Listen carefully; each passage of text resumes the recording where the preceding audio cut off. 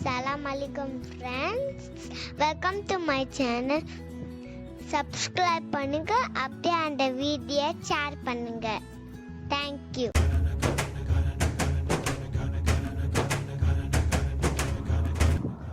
அஸ்ஸலாமு அலைக்கும் friends, welcome to மன்சரா பிளவுசம்ஸ்.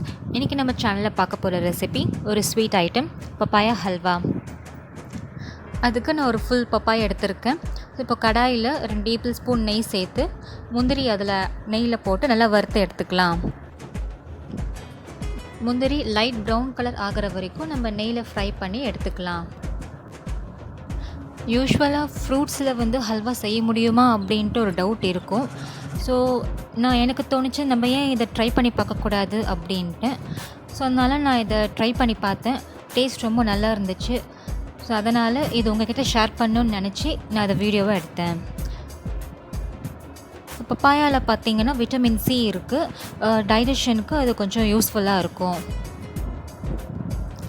Papaya பார்த்திங்கன்னா இந்த மாதிரி குட்டி குட்டியாக கட் பண்ணி எடுத்துக்கோங்க. குட்டி குட்டியாக கட் பண்ணிவிட்டு நல்லா மேஷ் பண்ணி எடுத்து வச்சுக்கோங்க.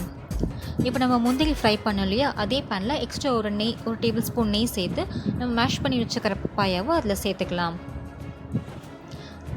அதில் சேர்த்து நல்லா கலந்து விட்டுருங்க. இந்த மாதிரி நல்லா மிக்ஸ் பண்ணி விட்டுடுங்க.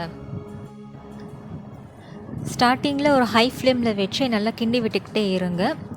அது கொஞ்சம் திக்னஸ் ஆனதுக்கப்புறமா நம்ம மீடியம் ஃப்ளேமுக்கு வச்சுக்கலாம்.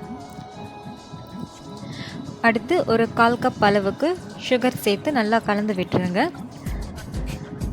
பப்பாளி பழம் ஆல்ரெடி ஸ்வீட்ன்றதுனால நான் ஒரு 1/4 கப் சுகர் எடுத்திருக்கேன். உங்களுக்கு ஸ்வீட் கம்மியாக வேணும்னா நீங்கள் சுகர் கம்மியாக எடுத்துக்கலாம். அதுக்கப்புறம் நான் முந்திரி குட்டி குட்டியாக கட் பண்ணி வச்சுருக்கிறது அதில் சேர்த்துருக்கேன். அதில் சேர்த்து நல்லா இந்த மாதிரி கலந்து விட்டுருங்க.